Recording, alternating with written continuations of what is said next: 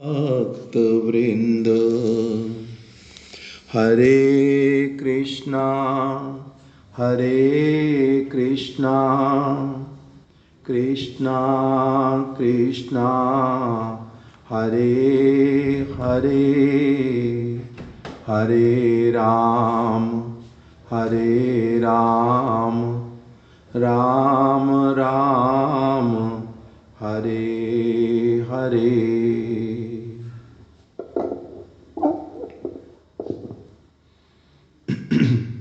श्री श्री भागवत पत्रिका। इस श्री श्री भागवत पत्रिका के वर्ष 18 संख्या 1 से 9, इसी में हम लोग क्या कर रहे हैं, 2 प्रबंधों को एक साथ में पढ़ रहे हैं। एक प्रबंध नित्य लीला प्रविष्ट श्रीला भक्ति वेदांत त्रिविक्रम गोस्वामी महाराज जी के द्वारा लिखा हुआ है। लिखा हुआ तो नहीं, उनकी कथा से संग्रहित है। श्री गुरु पादाश्रय जिसका नाम है, और श्रीला भक्ति विनोद ठाकुर जी का प्रबंध जिसका नाम श्री गुरु भक्ति है। इन दोनों प्रबंधों को ही एक साथ में मिला करके हम लोग थोड़ा थोड़ा करके उसको श्रवण कर रहे हैं, समझने का प्रयास कर रहे हैं कि हमारे गुरु वर्ग हम लोगों को क्या उपदेश प्रदान कर रहे हैं।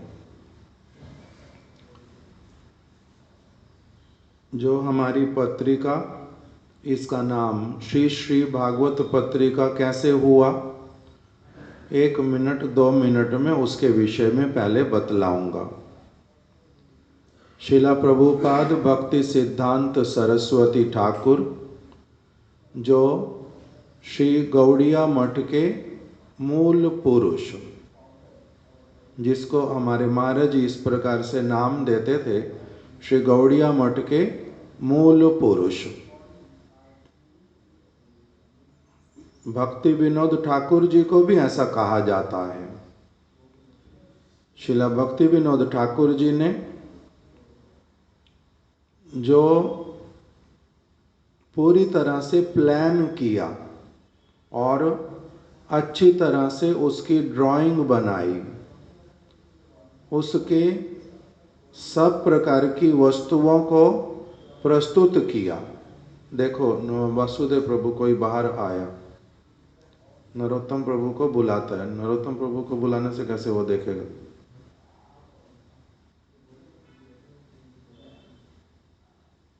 कौन है? किसी ने हाथ दिया किसी को बाहर निकाल के इधर से बुलाने के लिए?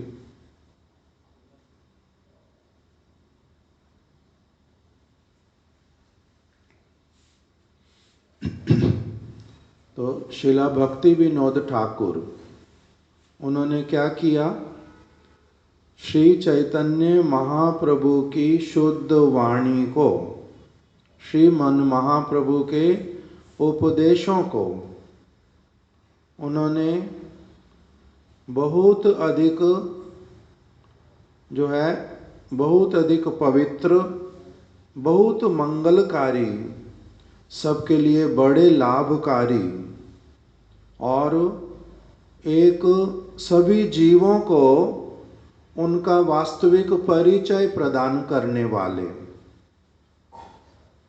और वेदों के वास्तविक सार अर्थ को, वेदों की वाणी को पूर्ण रूप में बड़े सुंदर रूप में बताने वाले, जीवात्मा बद्ध अवस्था से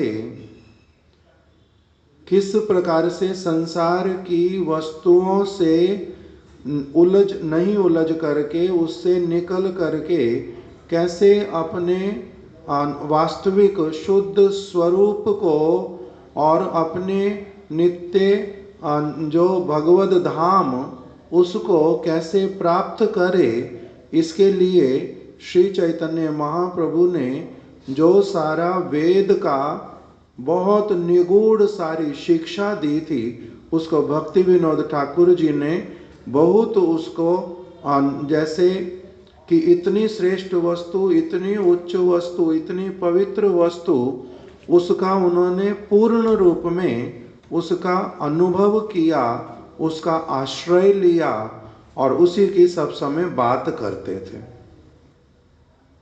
श्रीला भक्ति विनोद ठाकुर जी ने देखा कि इतनी श्रेष्ठ वस्तु जो है उसको जगत के लोग ठीक से आदर नहीं कर पा रहे,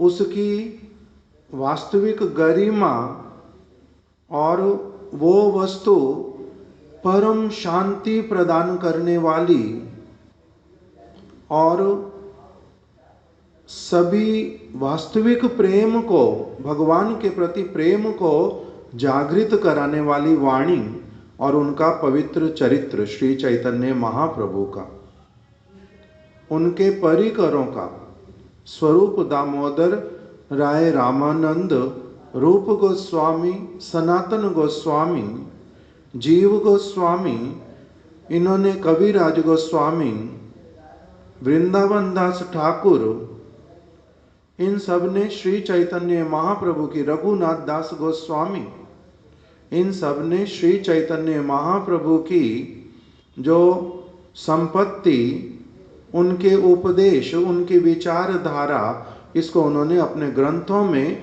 संग्रह करके रखा है। बड़ी कृपा की है उन्होंने।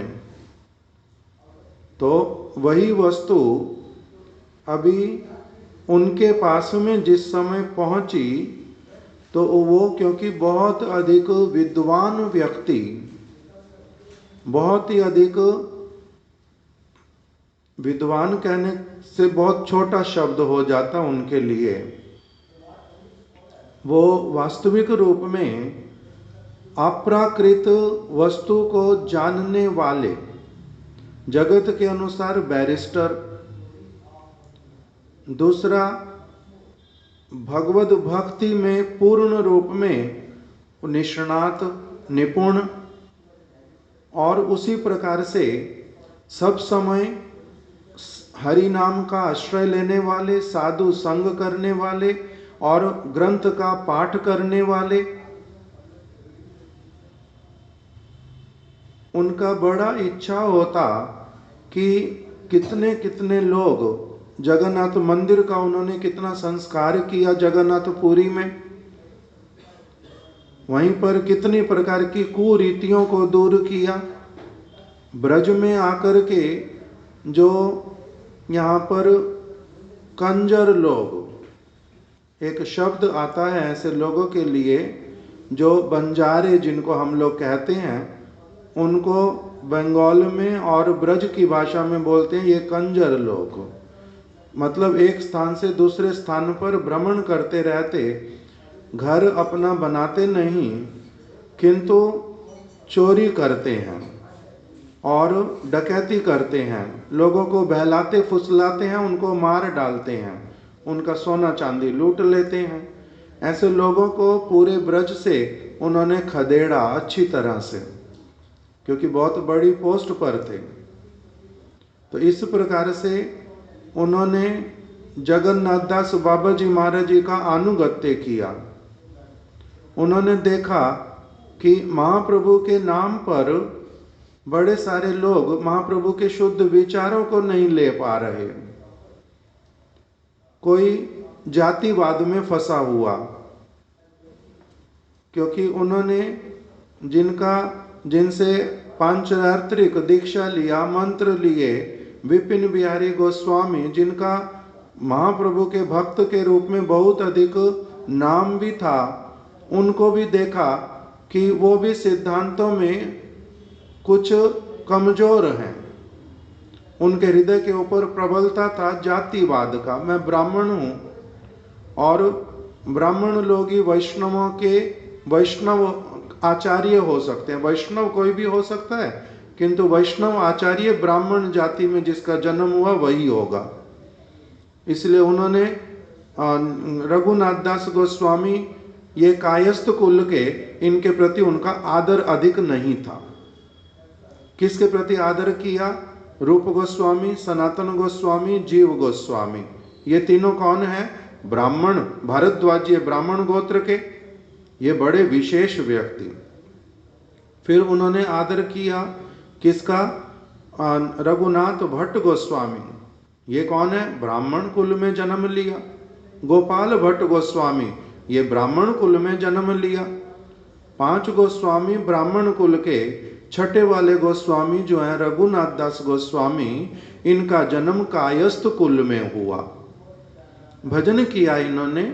चैतन्य चरितामृत में जो लिखा इनके लिए वो सारा ठीक है, किंतु उनको वैष्णव आचार्य नहीं कहना चाहिए। तो इसको भक्ति विनोद ठाकुर जी ने देखा कि ये किस प्रकार का भूल सिद्धांत। महाप्रभु ने कहा है कि बा विप्र कि बा न्यासी शूद्र के ने नाए, जय कृष्ण तत्व वेत्ता से ही गुरु आए। महाप्रभु ने कह दिया कि बा विप्र, कोई ब्राह्मण हो शरीर से, उससे कुछ नहीं होता जाता जाता। कि बा विप्र कि बा न्यासी, कोई सन्यासी हो अथवा नहीं हो। कि बा विप्र कि बा न्यासी शूद्र के ने नाए, कोई शूद्र भी क्यों ना हो, शूद्र भी क्यों ना हो। कि बा विप्र कि बा न्यासी शूद्र के ने नाए, जय कृष्ण तत्व वेत्ता। किंतु उन सब में से जो व्यक्ति कृष्ण तत्व वेत्ता है, अर्थात कृष्ण के तत्व को भली प्रकार जानता है, उसमें दृढ़ विश्वास रखता है, उसी में उन कृष्ण की लीलाओं में उसका प्रवेश है, अथवा लीलाओं में प्रवेश नहीं भी है भले ही अभी, किंतु उस तत्व के साथ में अत्यंत हृदय के साथ में घनिष्ठता से जुड़ा हुआ है, उनकी सब बातों को 100% प्रमाणिक मानता है, उसी के अनुसार बात करता है, उसी के अनुसार जीवन में आचरण करता है, प्रयास करता रहता है। भले ही कुछ कुछ कमी भी उसमें जगत के अनुसार दिखाई दे, किंतु कृष्ण तत्व वेत्ता, कृष्ण के तत्व को भली प्रकार से जो जानता है, से ही गुरु है, वही गुरु होता है। उसमें स्त्री है, पुरुष है, बालक है, युवा है या वृद्ध है, ब्राह्मण है, क्षत्रिय है, वैश्य है, शूद्र है, गृहस्थ है, ब्रह्मचारी है, वानप्रस्थी है, सन्यासी है, पढ़ा लिखा है, अनपढ़ है, सुंदर है, कुरूप है। पहले चोर था, पहले स्त्री संगी था, पहले व्यवसाय करता था, कुछ भी क्यों ना हो,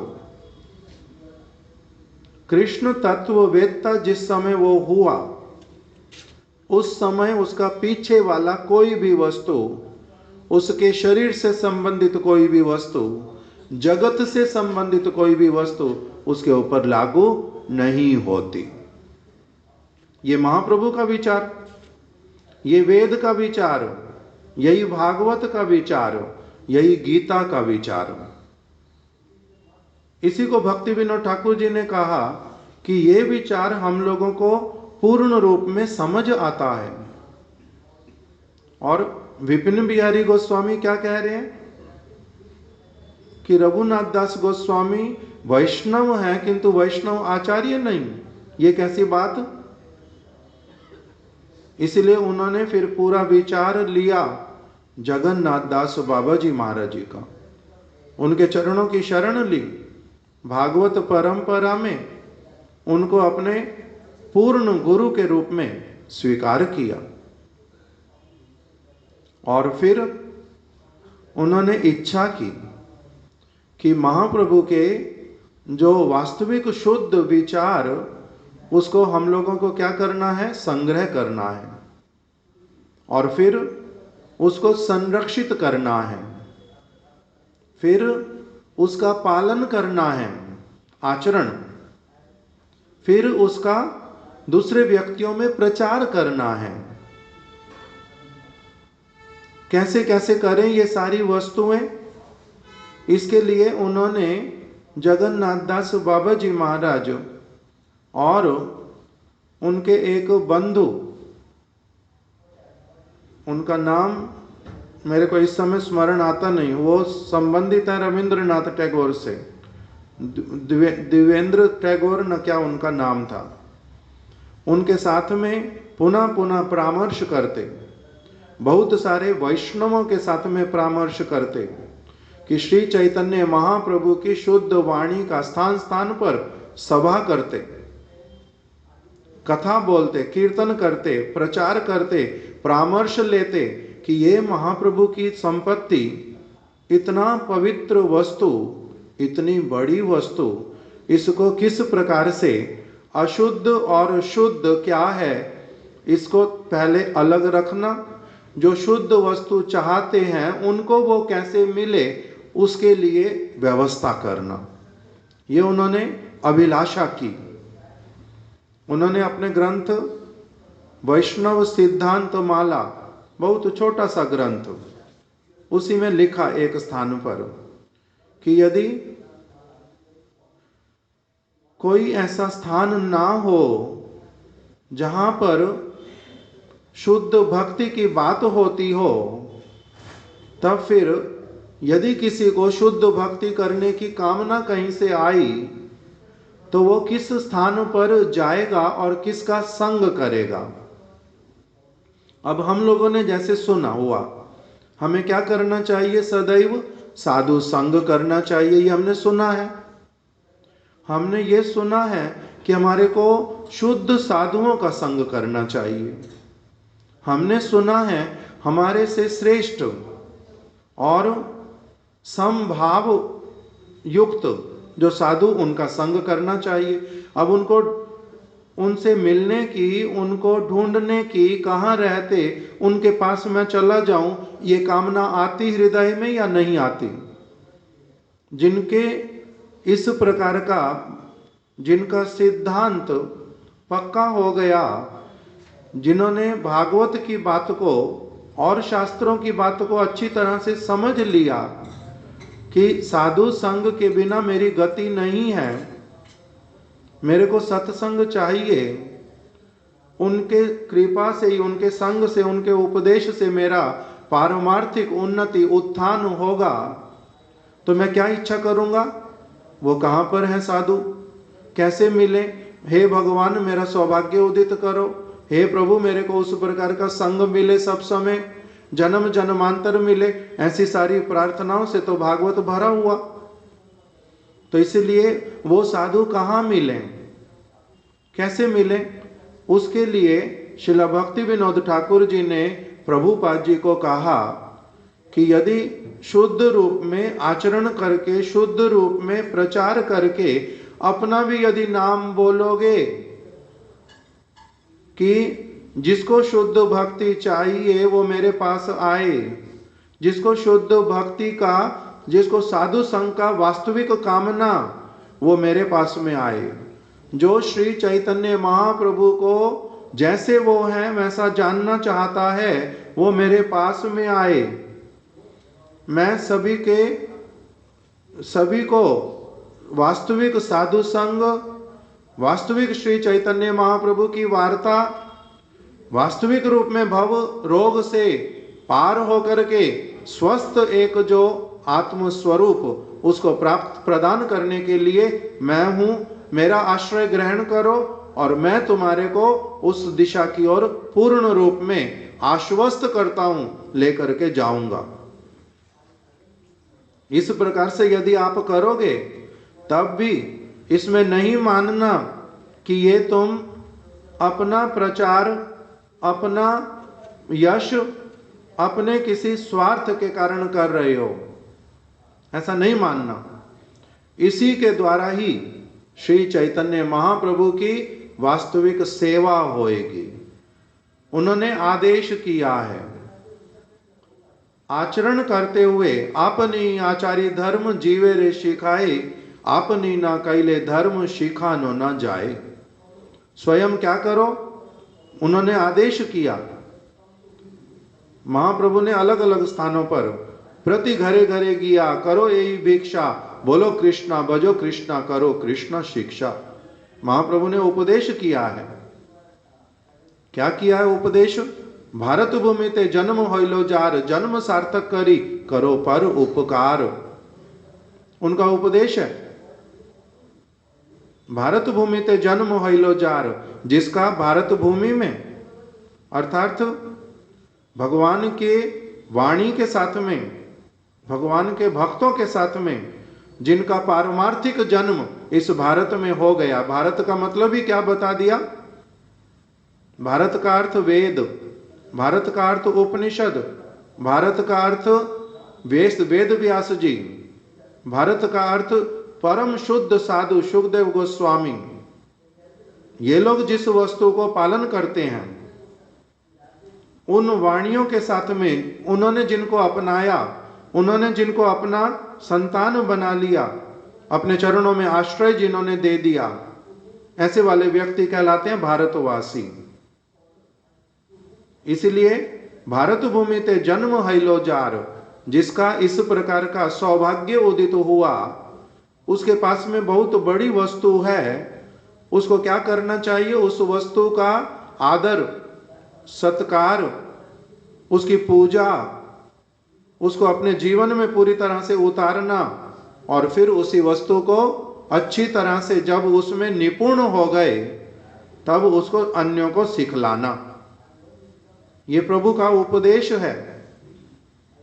भारत भूमि ते जन्म हैलो जार, जन्म सार्थक करी, अपने जन्म को सार्थक करो। इन सारी वस्तुओं को महाप्रभु की, वेदों की, कृष्ण की ग्रहण करके पूरी तरह से जन्म सार्थक करो। अपने जन्म को सार्थक बना लो, मनुष्य जन्म को, नहीं तो वृथा चला जाएगा। जन्म सार्थक करो, करी पर उपकार, और फिर क्या करो? पर उपकार करो। उपकार कब कर पाएंगे? जब सामर्थ्य होगा तो, जब स्वयं, इसीलिए भक्ति विनोद ठाकुर इत्यादि ने निर्देश दिया कि यदि स्वयं अच्छी तरह से उसमें पालन करते हुए निपुण हो गए, निष्णात हो गए, एक अच्छा वास्तविक पवित्र भूमिका पर आरूढ़ हो गए, उस समय जब अन्य व्यक्तियों को महाप्रभु की, गुरु वर्गों की वाणी का उपदेश करोगे, तब वो प्रभावकारी होगा। अन्यथा कुछ ना कुछ विघ्न आएंगे, उत्पात उत्पन्न होगा। क्यों? क्योंकि आप यदि स्वयं एक अच्छे स्तर पर नहीं हैं, तब आप भी भूल करेंगे बहुत अलग अलग प्रकार की। तो इसलिए सिद्धांत तो बोलिया चित्ते ना करो आलस, यहां होते कृष्ण लागे सुदृढ़ मानस। वास्तविक सिद्धांत को समझ लो, उसके द्वारा भगवान के चरणों में परम अनुराग उत्पन्न होता है, दृढ़ता आती है, उसमें आलस नहीं करना। इस प्रकार से प्रभुपाद जी को महाप्रभु की वाणियों का, और दूसरा कौन सा वाणी बताया था? अपनी आचारी धर्म जीवे रे सिखाए। स्वयं आचरण करके तभी जीवों को शिक्षा दिया जाता है। अपनी ना कैले, स्वयं यदि एक व्यक्ति पालन नहीं करे, वो खुद यदि कपटी हो, अंदर से कुछ और हो, बाहर से कुछ और हो, अपनी चीजें छिपाता हो, भूल करता हो, तो उससे क्या होता है? अपनी न कैले धर्म, यदि स्वयं एक व्यक्ति भगवद वाणी के अनुसार जीवन यापन नहीं करता, तब सिखानो न जाए। वो दूसरे व्यक्ति को नित्य काल के लिए नित्य सुंदर अच्छी वस्तु वो उनको नहीं दे सकता, नहीं सिखला सकता। अपनी न कैले धर्म सिखानो न जाए। और क्या तीसरा प्यार क्या था? मैंने अभी अभी बोले तीनों।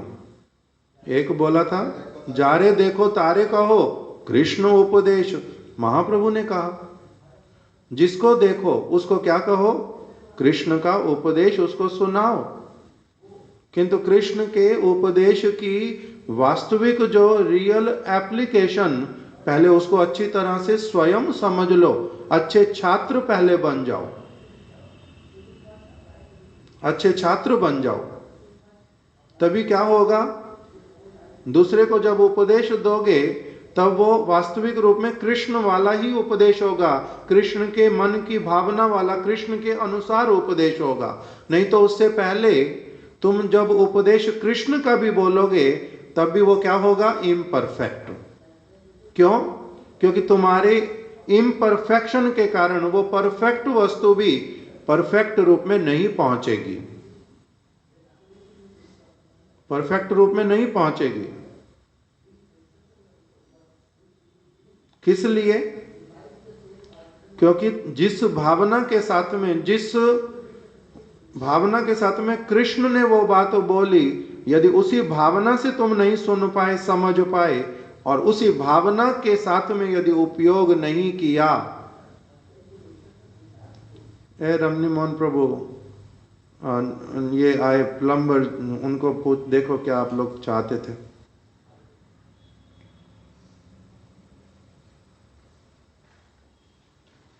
तो इसमें क्या हुआ,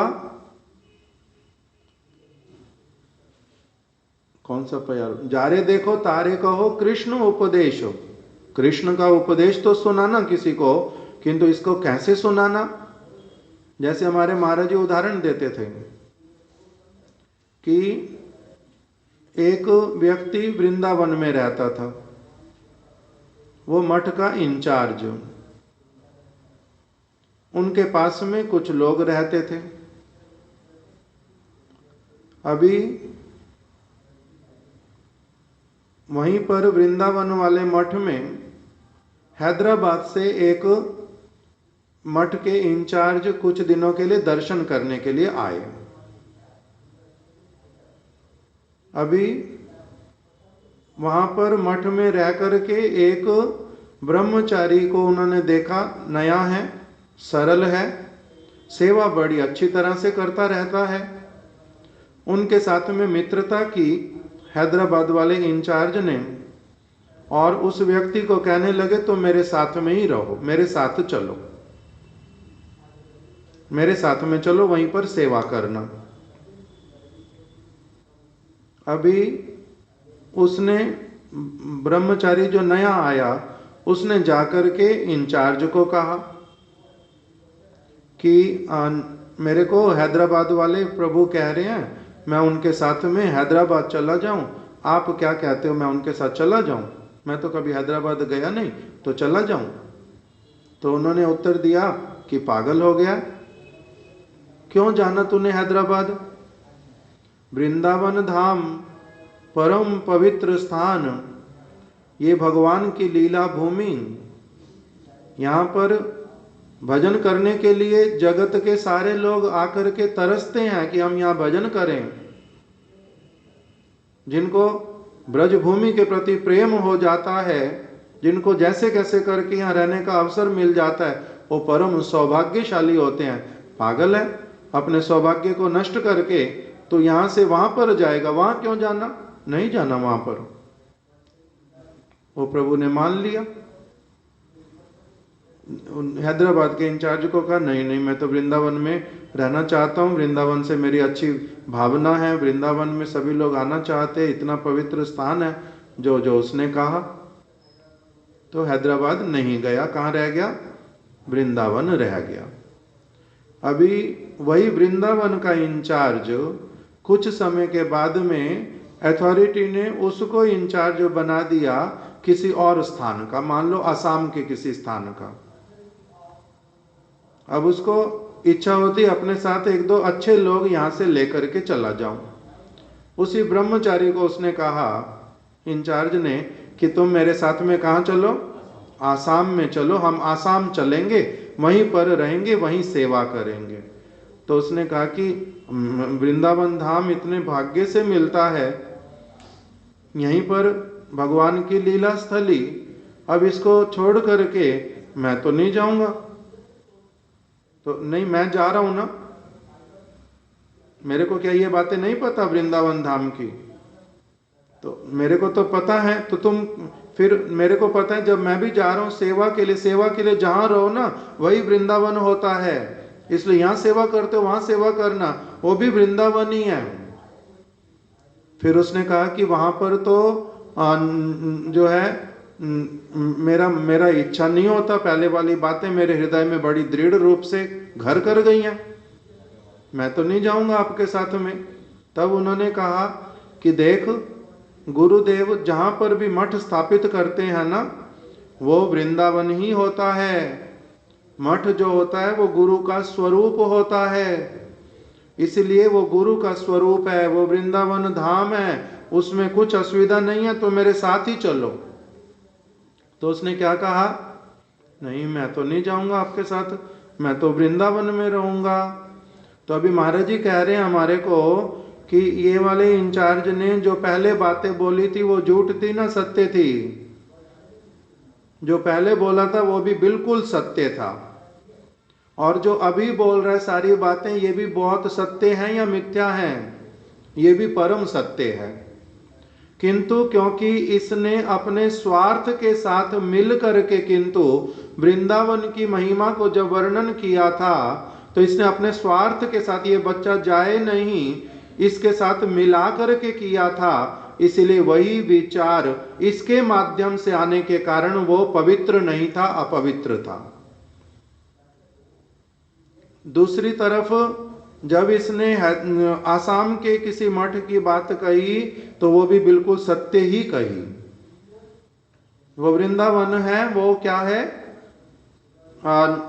गुरु का स्वरूप है, ठीक ही बोला उसने। किंतु क्योंकि उसका अपना स्वार्थ मिश्रित है उसके बीच में, इसीलिए उसके द्वारा कही गई बात क्या हुई, वो अपवित्र रह गई, उसमें पवित्रता नहीं थी। भले ही वो बच्चा उसके साथ जाए नहीं जाए वो एक अलग टॉपिक हो। हमने किस विषय को समझने के लिए इस उदाहरण को लिया कि कृष्ण की ही बात, चैतन्य महाप्रभु की ही बात यदि निरपेक्ष रूप में नहीं सुनाई जाती, उसमें यदि कुछ अपेक्षा रखी जाती है, किसी को आधा बताना, किसी को अधूरा बताना, किसी को कभी किसी स्थान में उसकी निष्ठा उत्पन्न करा देना, कभी किसी को किसी और स्थान के लिए जहां मेरा अपना जुड़ा हुआ कुछ भी, जब उस प्रकार से कुछ भी डिलीवरी होती है तो उसको विशुद्ध डिलीवरी नहीं कहते। जब व्यक्ति सत्य बात को लोप कर देता है, उसको लुप्त कर देता है, छुपा देता है, उसको पहले दोनों बातें क्यों नहीं बताई कि वृंदावन धाम की जो महिमा वो वास्तविक सत्य है, और हैदराबाद का जो स्थान है वो भी क्या है, वृंदावन है, वो भी गुरु का स्वरूप है। किंतु मैं तुम्हें तब भी नहीं भेजना चाहता। क्यों नहीं भेजना चाहते? क्योंकि मुझे यहाँ सेवकों की आवश्यकता है, मुझे तुम्हारे को यहाँ पर अधिक जो है साधु संग या फिर तुम्हारे मंगल की वस्तु है, वहां पर उस प्रकार का नहीं मिलेगा। जो वास्तविक सत्य उनके मन में चल रहा था उसी को नहीं बता करके उन्होंने क्या किया, किसी और तरह से उसमें लीपा पोती करके कुछ और किया। अथवा वो हैदराबाद का जो व्यक्ति आया था, जो लेके जाना चाहता था, वो भी अपने आप में केवल वो मठ का वास्तविक सेवक नहीं था, वो कुछ कुछ अभी गड़बड़ घोटाले वाला था। उसके साथ में यदि ये जाएगा इसके जीवन को वो खराब करेगा, इस प्रकार की भावना के साथ में लेकर के बोला था। उसको सारा कुछ बोल नहीं सकते, वो समझेगा नहीं, नया व्यक्ति सारा कुछ उसको बोल नहीं सकते। तो इस प्रकार की सारी अवस्थाओं के कारण कभी किसी के पास में शुद्ध वस्तु पहुंच नहीं पाती, कभी वो शुद्ध वस्तु को समझने के योग्य नहीं होता, कभी उसका अधिकार कैसा, कभी उसका अधिकार कैसा। तो इसीलिए तुम क्या करना, तुम ऐसी व्यवस्था करो। भक्ति विनोद ठाकुर जी ने उनको कहा, जारे देखो तारे कहो कृष्ण उपदेश। कृष्ण का उपदेश तो सबको सुनाना है, ये महाप्रभु का निर्देश है, किंतु उस कृष्ण के उपदेश को अनअडल्ट्रेटेड फॉर्म में सबको श्रवण कराओ। कि वो क्या करें, शुद्ध सिद्धांत को समझें। साधु किसको कहते हैं, सेवा के लिए क्या क्या करना पड़ता है। महाप्रभु की सेवा के लिए महाप्रभु ने जो धाम की महिमा को प्रकाशित किया और कोई करेगा, किंतु वही स्वयं दक्षिण भारत जा रहे हैं, वही उत्तर भारत जा रहे हैं। कभी काशी में रुके प्रचार किया, कभी प्रयाग में रुके वहां पर प्रचार किया, कभी ब्रज में आकर के किया, कभी पुरी में रह के किया, कभी राम के लिए ग्राम में गए, कभी श्रीरंगम में गए। उद्देश्य क्या था, धाम को छोड़ करके भाग रहे हैं। ये जो सारी वस्तुएं कि महाप्रभु के परिकरगण, उनकी भावनाएं क्या हैं, वास्तविक वस्तु क्या है, उनका उद्देश्य क्या है, इस सारी वस्तु को क्या करो, अच्छी तरह से कैसे ये सारी बातें जगत वासियों के पास में पहुंचे, इसके लिए वास्तविक शुद्ध चेष्टा करो, शुद्ध चेष्टा करो। इस प्रकार से भक्ति विनोद ठाकुर जी ने शिला प्रभुपाद जी के लिए बहुत बड़ा एक प्लान रख करके, लिख करके, समझा करके, बतला करके, उसका बहुत सारा आधार दे करके उनको आगे क्या किया कि उन्होंने भक्ति विनोद ठाकुर जी ने ग्रंथ प्रकाशित किए, शुद्ध भावना वाले, बहुत रिस्पॉन्सिबल, दूरदर्शी, वास्तविक सेवक बन करके महाप्रभु के उन्होंने ग्रंथों को, शुद्ध वाणियों को संग्रह करना, उसको लिखना, उसका अनुवाद करना, अनेक भाषाओं में करना, वो सारा कुछ उन्होंने प्रारंभ किया। भक्ति प्रभुपाद जी के लिए उन्होंने बहुत बड़ा कार्य पहले पूरा करके रख दिया। अब इसके आगे का कार्य जो है, आप क्या करो, प्रारंभ करो। अनेकानेक ग्रंथ, श्री चैतन्य शिक्षामृत, श्री चैतन्य महाप्रभु की शिक्षा, जैव धर्म, भजन रहस्य, कल्याण कल्पतरु, शरणागति, गीतावली, गीतमाला, दशमूल तत्व, हरिनाम चिंतामणि, कितने ही प्रकार के ग्रंथ उन्होंने प्रकटित किए। किस चीज के लिए, नवद्वीप धाम परिक्रमा, नवद्वीप धाम महात्म्य, श्री चैतन्य चरितामृत अपनी टीका के साथ में, अमृत प्रवाह भाष्य, कितने ही ग्रंथों को पत्रिका प्रकाशित की उन्होंने। सज्जन तोषणी, सज्जन व्यक्तियों का संतुष्टि करने वाली। मेरे को जगत के किसी व्यक्ति की संतुष्टि करने के लिए कुछ नहीं कहना, कुछ नहीं करना। सज्जन है कृष्ण, सज्जन है राधा रानी, सज्जन है उनके परिकर, सज्जन है श्री चैतन्य महाप्रभु, सज्जन है सरल हृदय वाले व्यक्ति जो महाप्रभु की वास्तविक भावना को लेकर के उस तरफ बढ़ना चाहते हैं। मेरा जो लेखनी होगा ये सब क्या होगा, सज्जन तोषण, सज्जनों का परम संतुष्टि करने वाली, उनको आनंदित करने वाली, उनकी सेवा के लिए, उनको प्रसन्न करने के लिए उन्होंने पत्रिका निकाली, सज्जन तोषणी। इंग्लिश में उसको नाम दिया प्रभुपाद जी ने, सज्जन तोषणी। कोई बंगला में जब निकलती थी उसी का नाम सज्जन तोषणी, वही का वही subject matter as it is जब इंग्लिश में अनुवाद होकर के प्रिंट होता है तो उसका नाम रखा द हार्मोनिस्ट। ये किया भक्ति विनोद ठाकुर जी ने। प्रभुपाद जी के लिए बहुत बड़ा सारा प्लान, आधार, कैसे क्या करना चाहिए वो सब प्रस्तुत किया। तब फिर शिला प्रभुपाद जी ने उसी अंग्रेजी को, हार्मोनिस्ट, उसी को ही फिर उन्होंने क्या किया, उड़िया भाषा में उसको नाम दिया परमार्थी। जब वो उड़िया भाषा में प्रिंट होने लगी उसका नाम परमार्थी हुआ। जब वो नैमिषारण्य से हिंदी भाषा में वही की वही वस्तुएं प्रकाशित होने लगी उसका नाम उन्होंने रखा भागवत। जब उन्होंने बंगला में उसको प्रकाशित किया, सज्जन तोषणी हार्मोनिस्ट की सारी चीजें, अब सज्जन तोषणी में जो सारी वस्तुएं थी वो तो थी। अब प्रभुपाद जी ने कहा कि केवल सज्जनों को आनंदित करने वाली तो वस्तु है ही है, इसके साथ में एक वस्तु ऐड ऑन करूंगा। वो क्या है कि जो व्यक्ति अज्ञानता में जी रहे हैं, सत्य को मिथ्या और मिथ्या को सत्य मान रहे हैं, जो कुसंस्कारों से युक्त हैं, कहाँ कहाँ भूल कर रहे हैं, लोगों को कैसे भ्रमित कर रहे हैं, उन सारे लोगों को सज्जनों की वाणी भी बतलाऊंगा और दुर्जन क्या क्या कह रहे हैं और कैसे कैसे चल रहे हैं, इनमें कैसे वो अंतर करें, इसका भी बतलाऊंगा। क्यों? क्योंकि भक्ति विनोद ठाकुर जी ने कहा कि शुद्ध वस्तु का भी एक स्थान होना चाहिए जहां पर बतलाया जाएगा शुद्ध और अशुद्ध में क्या अंतर है।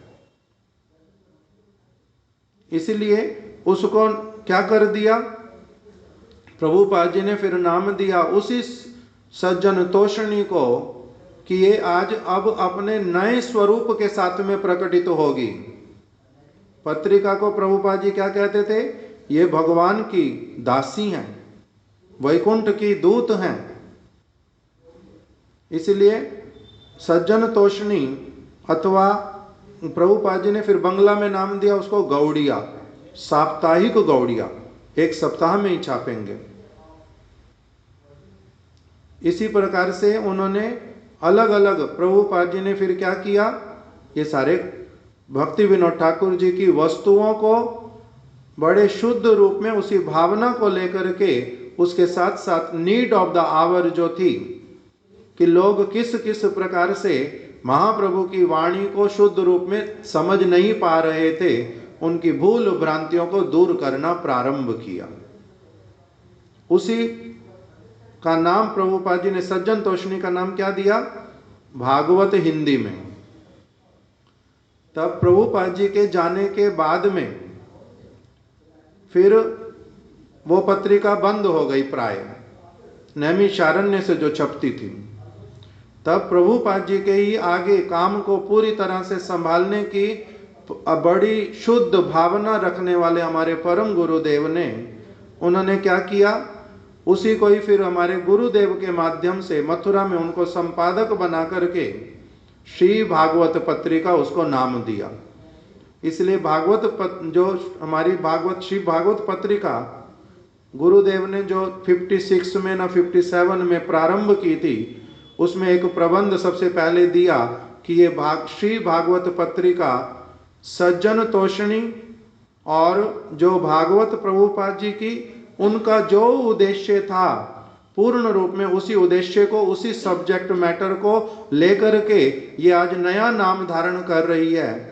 क्यों? क्योंकि लीगली वही वाला नाम फिर से नहीं दिया जा सकता, किंतु ये उससे अभिन्न आज इसका नया नामकरण हो रहा है। जैसे अलग अलग लोगों के कभी उपाधि नहीं मिलती है, कभी नाम भी बदले जाते हैं लोगों के, कभी कभी लोग अपने नाम स्वयं भी बदलते हैं और फिर क्या करते हैं, उसको लीगली भी उसको ठीक रखते हैं। जैसे हमारे सिद्धांति महाराज, नाम पहले था कपिल कंबोज, फिर नाम हुआ कृष्ण कृपा, फिर अभी नाम हुआ भक्ति वेदांत सिद्धांति महाराज। तो अभी उसके मन में इच्छा कि मेरे को जो नाम अभी गुरुदेव ने दिया इसी से ही लीगल परिचय भी वही बनाना है। तो उसके लिए क्या करेंगे? उसके पिताजी ने उसको बनाया हुआ था एसएससी, क्या बोलते हैं एसएससी को, कि उसके नाम पे अकाउंट है, उसी के नाम पे पैसे रखते हैं बैंक में, उसी के नाम से गवर्नमेंट को टैक्स भी देते हैं। तो जो टैक्स पे करता है उसको बोलते हैं एसएससी। तो इसको एसएससी बनाया हुआ था पूरा। कि एसएससी होता क्या, मेरे को फुल फॉर्म नहीं पता, स्पेलिंग भी नहीं पता, सिर्फ उनसे ही सुन के पता है एसएससी क्या होता है। तो अभी नाम अगर बदलना लीगली तो क्या करना पड़ेगा? दिल्ली में जाकर के किसी जगह पर कोर्ट में ना कहाँ पर, वहाँ एप्लीकेशन देनी पड़ती कि मैंने अपना नाम बदलना। फिर वो 1 महीने के बाद में न्यूज़पेपर में वो छापते हैं कि इस नाम का व्यक्ति जिसके नाम से पढ़ाई के सर्टिफिकेट हैं, जो इस जगह रहते थे, अब ये व्यक्ति क्या कर रहे हैं, अपना नाम बदलना चाह रहे हैं। नया इनका नाम ये वाला है, ये चाहते हैं इनका पुराना नाम बदल जाए, नया वाला आ जाए।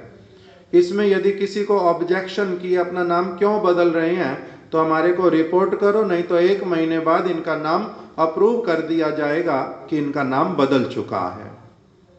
तो वही सिद्धांति महाराज प्रोसेस को फॉलो किया, उसमें न्यूज़पेपर में आ गया।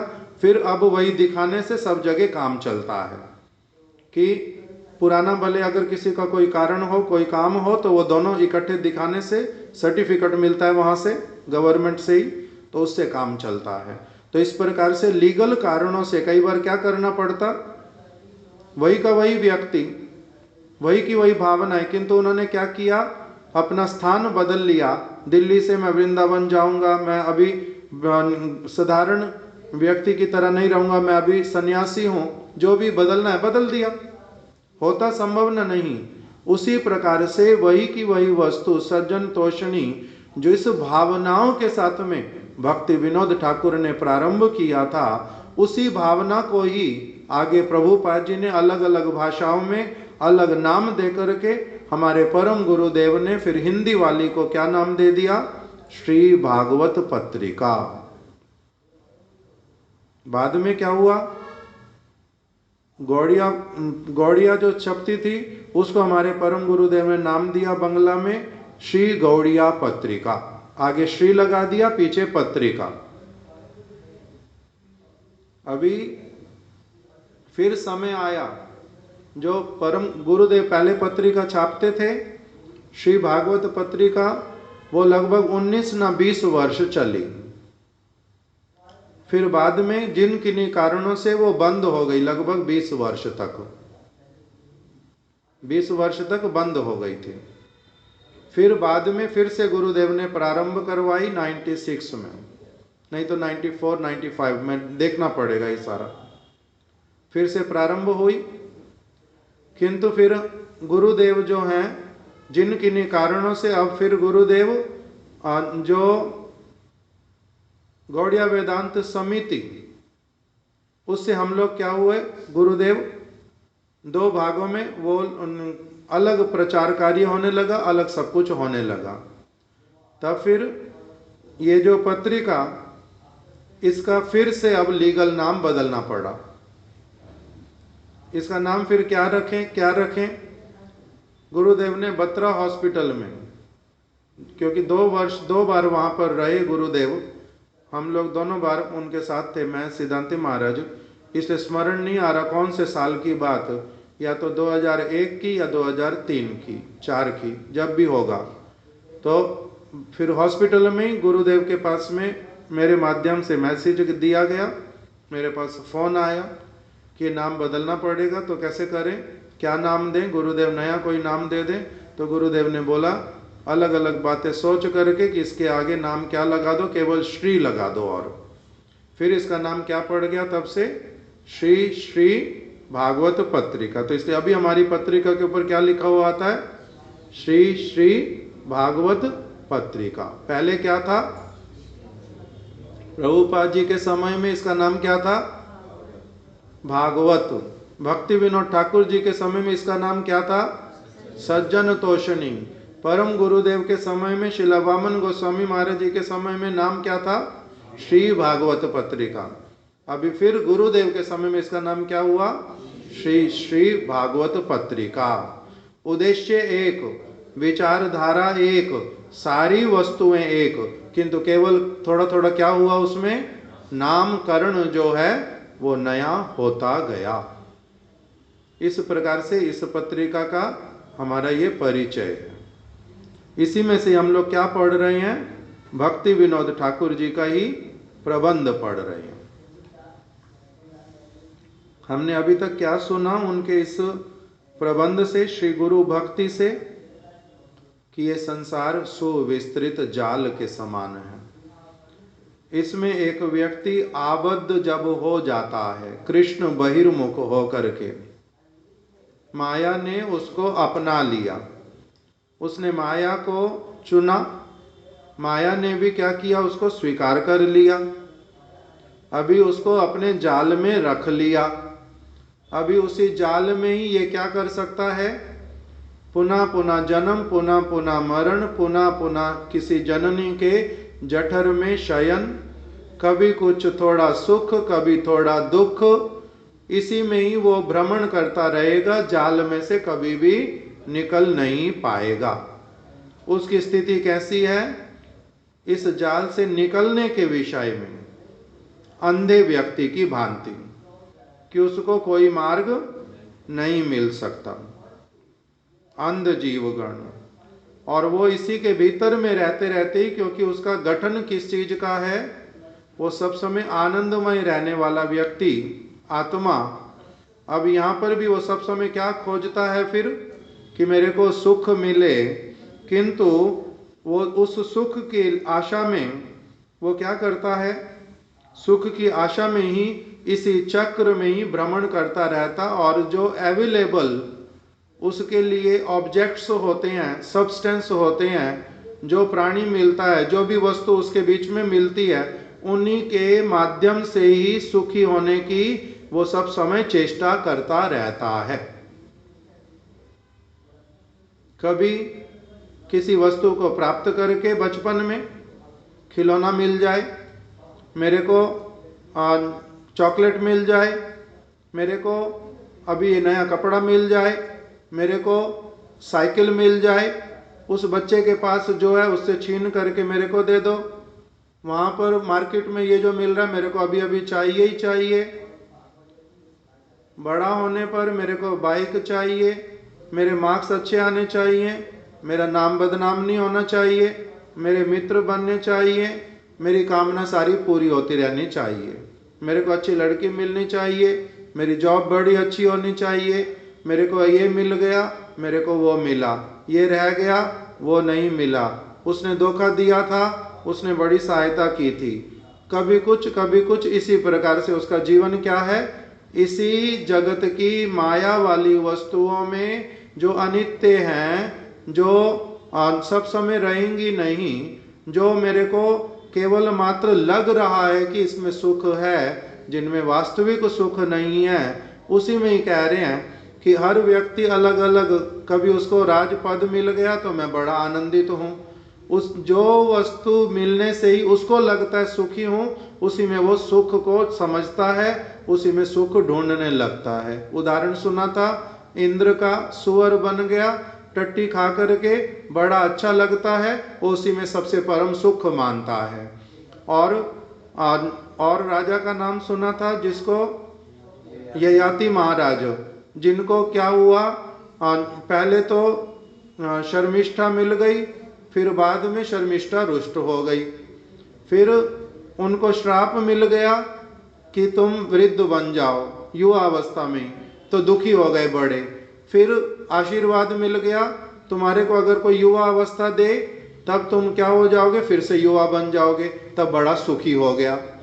फिर अपना पुत्र जो है कोई यौवन नहीं दे रहा है, इनकी वृद्धावस्था नहीं ले रहा है, फिर बड़े दुखी हो रहे हैं, श्राप दे रहे हैं। फिर इनको किसी पुत्र ने दे दिया अपना यौवन, उसने वृद्धावस्था ले ली, उसके प्रति बड़ा आशीर्वाद निकलता है, इसने मेरे को बड़ा सुखी कर दिया, फिर सुखी हो गए। फिर बहुत वर्षों तक इसी प्रकार से चलते चलते फिर साधु संग से, अम्बरीश महाराज जी के संग से, फिर इनकी बुद्धि में क्या आ गया कि मैं जो है अभी तक जितना सारा कुछ किया, इसके लिए बड़ा दुख आ गया मन में कि हाय हाय, मैं कैसा घृणित व्यक्ति, मैंने कैसी मूर्खता की। पशु भी जिस प्रकार के सारे कार्य करते हैं नहीं करते, साधारण मनुष्य भी कभी कभी जो अधिकांश कार्य करता रहा जो पशु करते हैं, जो मनुष्य करते हैं, मूर्ख मनुष्य और कामुक मनुष्य, उन सारे कार्यों में मैं लगा रहा, जो फिर एक साधारण मनुष्य भी नहीं करता कि अपने पुत्र को उस उल्टा वृद्ध बना दिया, स्वयं युवा बन गया। पिता क्या करेगा, पुत्र को उल्टा युवावस्था देगा, पुत्र का कुछ खराबी हो गया उसको देगा, ना कि अपनी खराबी हो गई उससे ले लेगा।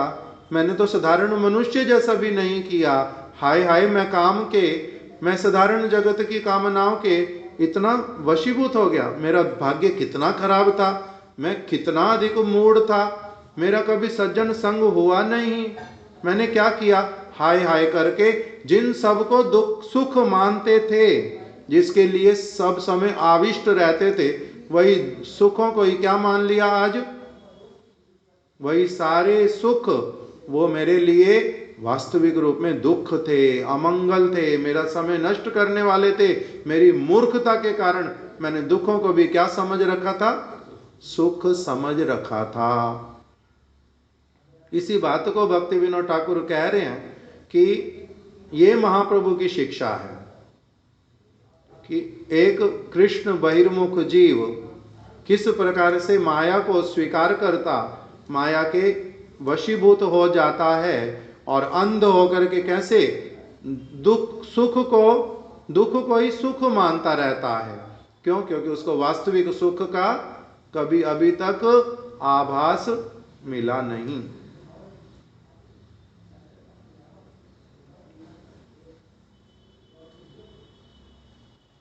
तो इस प्रकार से वो व्यक्ति विद्या के लिए करे कुछ, अपने आप को बुद्धिमान मान के कुछ भी करता रहे, बहुत अधिक धन प्राप्त करने की कामना करे और उसको मिल भी जाए, और उसी के धन में क्या सुख ढूंढना है, धन में क्या सुख ढूंढते हैं, धन में व्यक्ति क्या सुख ढूंढता है, इससे जो चाहूंगा खरीद लूंगा, घर है पड़ा इससे बड़ा वाला घर खरीदूंगा, कपड़े हैं पड़े किंतु और खरीदूंगा, मेरे मित्र मेरे से कुछ मांग नहीं रहे किंतु मैं अपने बड़ा हृदय करके उनको उपहार दूंगा, उनका जीवन सुखी कर दूंगा, वो मेरी वाहवाही करेंगे ऐसे वाले काम करूंगा। अनेक प्रकार की वस्तुएं करता है, किसके साथ में, धन के साथ में। अभी धन के साथ में क्या करते हैं, सबसे पहले किसी भी बच्चे से पूछो जो 20 साल का हो, अगर तुम्हारे को अभी 10 करोड़ रुपए दे दो क्या करोगे, पूछो तो क्या करेंगे। केशव प्रभु आप बताओ, अगर आपको अभी 10 करोड़ दे दे क्या करोगे, क्या करोगे, जल्दी जल्दी बोलो।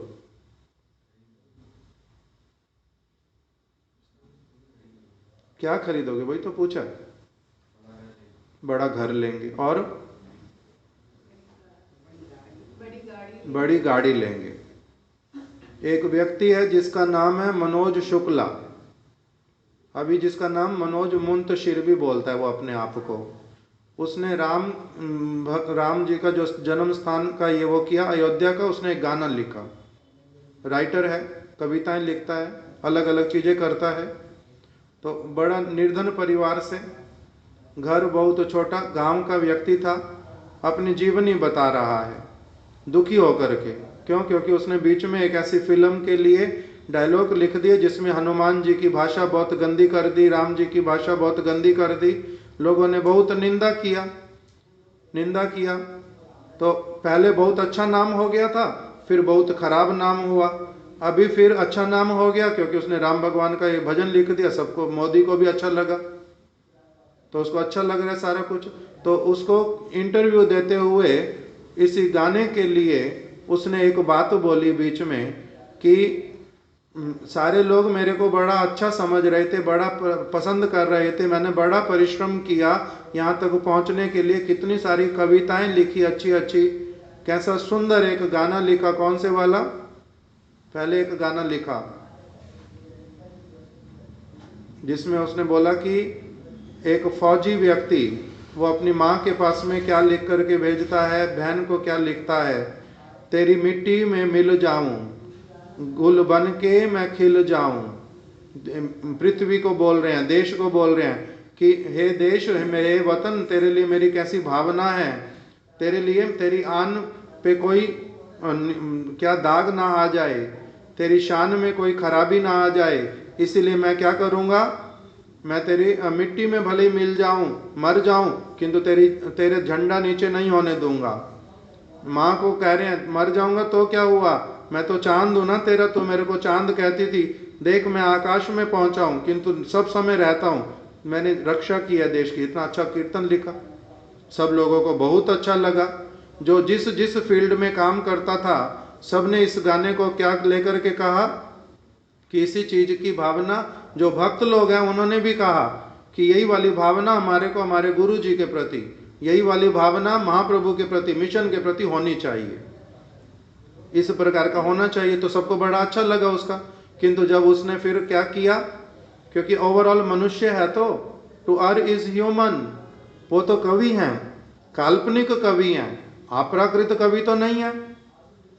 उसके लेख कुछ चीजें अच्छी लिख दी, क्यों, क्योंकि दूसरे दूसरे लोगों की भावनाएं सुन करके समझ के अपने शब्दों में पिरो दिया। किंतु वो है कौन, अप्राकृत कवि तो नहीं है, काल्पनिक कवि हैं, प्राकृत कवि हैं, जगत वाले। तो इसलिए उनसे फिर भूल भी हुआ। टू आर इज ह्यूमन, मनुष्य तो भूल करेगा ही करेगा, सब समय तो अच्छे काम कर नहीं सकता। भ्रम प्रमाद विप्रलिप्सा करना पाटव है पढ़ा हो, तो इसलिए गड़बड़ी भी हो गई, लोगों ने निंदा किया। फिर उसने क्या किया, फिर अभी अच्छा कीर्तन लिखा तो सबने प्रशंसा किया। राम जी का कौन सा लिख दिया, ढोल बजाओ राम आएंगे, आगे पता नहीं क्या, मैं भूल गया हूं, उस समय सुना था, अच्छा भी लगा, राम आएंगे। तो जैसा भी हो उसने वो लिखा। तो अभी इंटरव्यू जब दे रहा है तो उसको पूछा कि आपका बहुत अच्छा नाम था, फिर नाम खराब हुआ, आपको बुरा तो नहीं लगा? तो कहते बुरा लगा, बहुत बुरा लगा, मगर मैंने गलती स्वीकार की, मैंने गलत ही लिखा, मैंने ओवर कॉन्फिडेंट हो गया, मेरी भूल हुई है, स्वीकार करता हूं, मैंने क्षमा भी मांगी। और किंतु कुछ लोग ऐसे वाले हैं जिनको मैं भी क्षमा नहीं करूंगा, मैं क्षमा मांग रहा हूं अपनी भूल के लिए, किंतु मेरे भूल होने पर कुछ कुछ लोगों ने बड़ी बड़ी भूल की, मेरे को जो मर्जी बोला वो कोई बात नहीं, किंतु मैं सबसे ज्यादा मेरे को पिंच हुई जो बात, वो क्या है, वो कहते मेरे को पिंच हुआ, मेरी माँ को लोगों, मेरी माँ ने मेरे पास मैसेज भेजे, क्योंकि लोगों ने उनके पास मैसेज भेजे खराब खराब, कैसा बच्चा जन्म दिया, तेरा बच्चा जो है ये राम का नाम खराब करने वाला, तेरा बच्चा इसका अमंगल होगा, इसने हनुमान के लिए ऐसा बोल दिया। तो मेरी माँ रोती रह गई, रोती रह गई, रोती रह गई। मेरी माँ को उन्होंने बड़ा कष्ट दिया, मैंने अपनी माँ को बड़ा सुखी किया था अपना, इस प्रकार से अच्छा बहुत बड़ा आदमी बन गया हूं मैंने अपनी माँ को कितना सुख दिया। वो माँ जिसके पास में साइकिल तक नहीं थी, मैंने उसको BMW खरीद के दे दी। BMW क्या होता है, एक गाड़ी है बड़ी, उसका बहुत पैसा लगता है, तो मैंने अपनी माँ को गाड़ी दी। वो मेरे को बार बार कहती थी, पुत्र मैंने सपने में भी नहीं सोचा था इतना मेरे को तू ऐश कराएगा, तूने मेरे को क्या करा दिया, अब एक गाड़ी, दूसरी गाड़ी, तीसरी गाड़ी, मैं सब समय कभी तेरी मासी के घर जाती हूँ, कभी तेरी चाची के घर जाती हूँ, सारे लोग मेरी प्रशंसा करते, तेरा बच्चा कितना अच्छा है। तो इतना मैंने माँ को प्रसन्न किया था, किस चीज के द्वारा, धन आया तो मैंने क्या किया, मैंने गाड़ी खरीद दी, मैंने अपनी माँ को बंगला खरीद दिया, मेरी माँ कितनी सुखी हो गई, किंतु कितने समय के लिए। इसी प्रकार से जड़ व्यक्ति के पास में, जड़ जगत के व्यक्ति के पास में, भ्रम प्रमाद विप्रलिप्सा करना पाटव वाले के पास में, इंद्रिय तर्पण करने वाले व्यक्ति के पास में, कृष्ण विमुख व्यक्ति के पास में, बद्ध जीव के पास में यदि धन आएगा तो वो क्या करेगा, केवल उसको यही समझ आता है, मेरे को घर चाहिए, मेरे को गाड़ी चाहिए, बड़ा चाहिए, इतने नौकर चाहिए, ये चाहिए, वो चाहिए, किंतु भगवान चाहिए। भगवान के लिए कीर्तन लिखा है, किंतु दुख किस चीज का है? भगवान के भक्त जो होते हैं वो कैसे होते हैं? सुख लाभा लाभो जया जयो। क्या श्लोक है ये? हैं? सुखे दुखे समय कृत्वा लाभा लाभो जया जयो। जय हो पराजय हो, जगत की जय है, पराजय है, लाभ है, हानि है, सुख है, दुख है, उससे वो पूरी तरह से अछूते रहते हैं। इस जगत का दुख उनको दुखी नहीं करता, सुख उनको सुखी नहीं करता, किंतु इन जो जगत का प्राणी होता है उसको क्या होता है? एक मिनट में ग्राफ बहुत ऊंचा, बहुत सुखी, दूसरे मिनट में ग्राफ बहुत नीचा, दुखी, फिर सुखी, फिर दुखी, फिर वो ग्राफ कभी कैसा कभी कैसा कभी कैसा, जैसे मशीन में दिखाते हैं हार्ट बीट को, वो ऐसा चलता रहता, उसकी गति वही है। और उसने अंत में करना क्या है? लास्ट में जाकर के अल्टीमेटली इसको बताया, अंत तो गत्वा, एट द एंड सारा का सारा ग्राफ जिस भी व्यक्ति का क्यों ना हो, पशु पक्षी कीट पतंग मनुष्य देवता, चतुर्दश भुवन में जो रहते हैं, जो जगत की वस्तुओं को लेकर रहते हैं, आत्मा से जिसका संबंध नहीं है, वो सारे ग्राफ सब समय के लिए क्या होते रहते हैं? ऊपर नीचे, इधर उधर उधर उधर।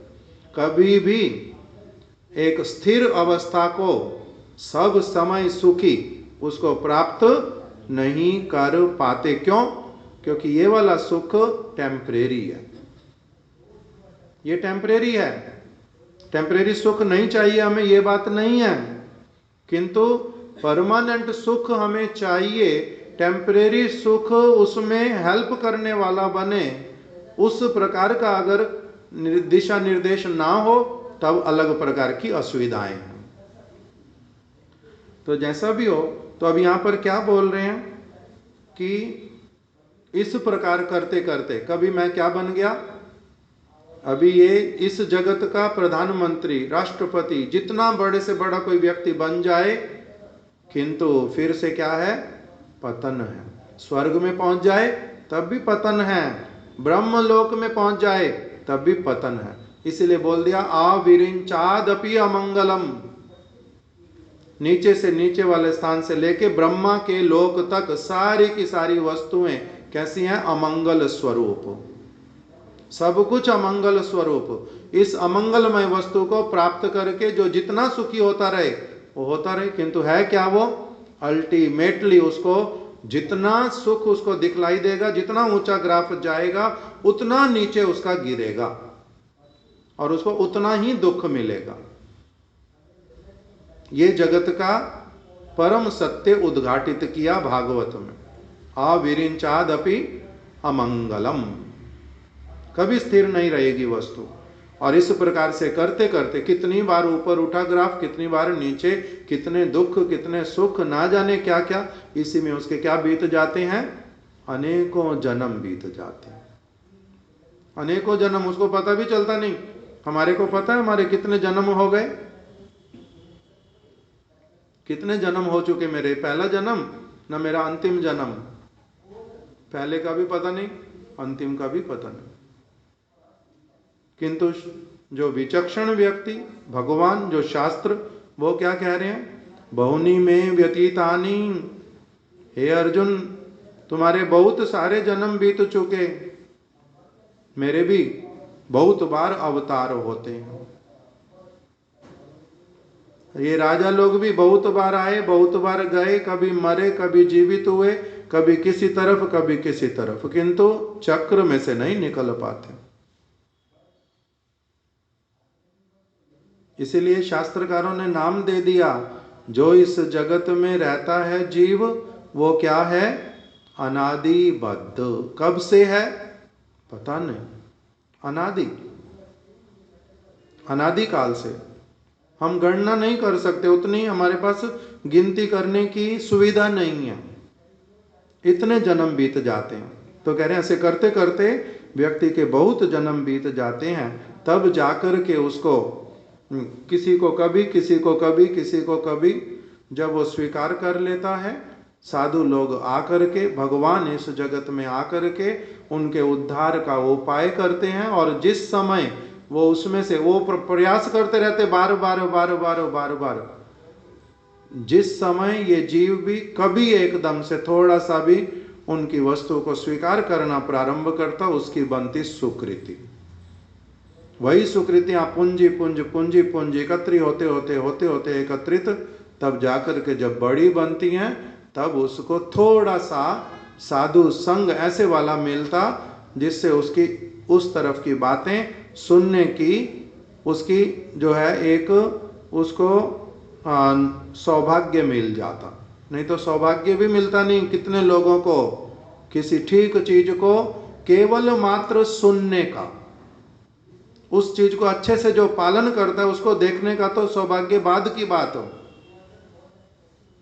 केवल देखने वाला भी सौभाग्य अनेकों अनेकों प्राणियों को, मनुष्यों को केवल मिल सकता है, औरों को तो है ही नहीं। उसको छोड़ दो कि वो सुन भी पाएंगे, सुन के समझ पाएंगे, रिलेट कर पाएंगे, कुछ भी वो तो है ही नहीं। केवल मात्र मनुष्य शरीर में, और उसमें भी फिर कितने लोग जो सुनेंगे, सौभाग्य मिलेगा पता नहीं। इसके लिए यही वाला विषय जो है उन्होंने इस चीज को उठाया है भक्ति विनोद ठाकुर ने।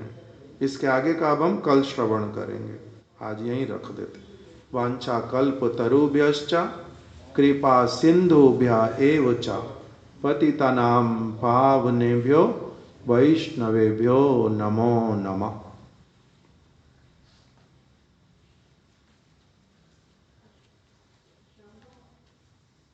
हाँ जी, कौन सी तिथि आज?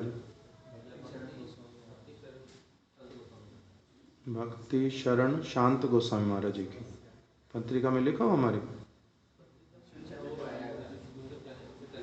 विशुद्ध चैतन्य वाणी में। अभी फिर देखूंगा, उसके बाद बता पाऊंगा।